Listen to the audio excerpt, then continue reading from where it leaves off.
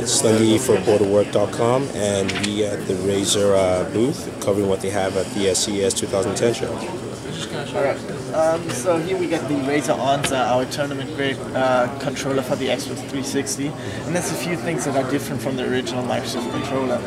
First thing you'll notice are these rings underneath the analog sticks.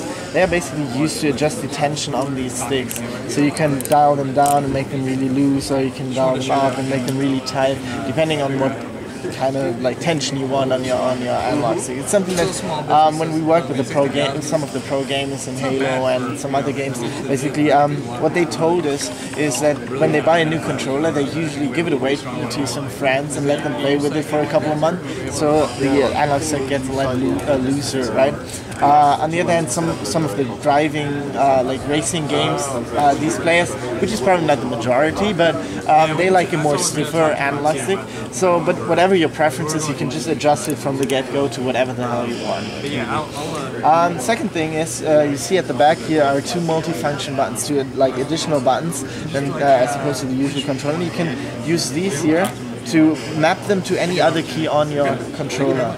So something that's really common that you might want to use in Halo, for example, or in Borderlands, is to map it to these trigger buttons, because they're sometimes hard to actuate while using the controller. So all I do is map it to this button, and I can actually use them in any way I want to. Or at the moment we even have a rapid fire button in there, which not necessarily will be in the final product. Well, like, we're discussing it, but definitely you can map it to whatever button you want it to be. I need right? two different versions. Yeah, well, the thing is, we're looking at a tournament grade play, and the rapid fire button would basically go against the rules of that. So it's not a feature we would definitely want to have in, but it's something we're at least considering. So other things that we did with the controller is basically, if you want to take it in your hand, you can basically feel. We ported the non-slip rubber finish from our mice to the controller, so it gives you a much better feel for the controller. The other thing that we took from our mice are the hyper response buttons. So these buttons, basically we all use the better technology for the switches, so they give you better tactile and audible feedback. They have actually a shorter travel time, so you can actuate them faster. So this is something that we took from our mice.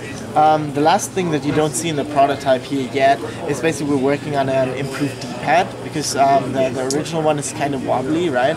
Not as precise or accurate. Tell me about it. So what we're trying to approach is something more along the lines of the of a PlayStation controller, with like a 4 discrete button kind of style for the D-pad.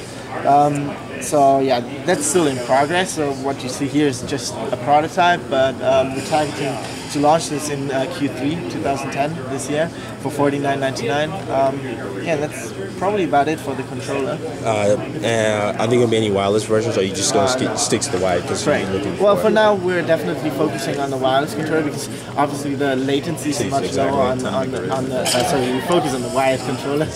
I got that one because the latency is lower on that one than the wireless. But it's something we will probably looking at other products maybe further along the line. Xbox 360. It's a prototype, right? Yeah. Nice. I like the feel of it. So yeah, basically all these that you can see here, they're all hand built. Really. Oh, they are hand built. Yeah. They're hand built. Wow. So, yeah. Okay. Okay. Just take a look at this. Yeah. Same material finish as your mice. I do have a Razer mouse, and it's wonderful. Thank you. So yeah, that's it for the controller, and we got the headset over there. Okay. If you want to have a look at that.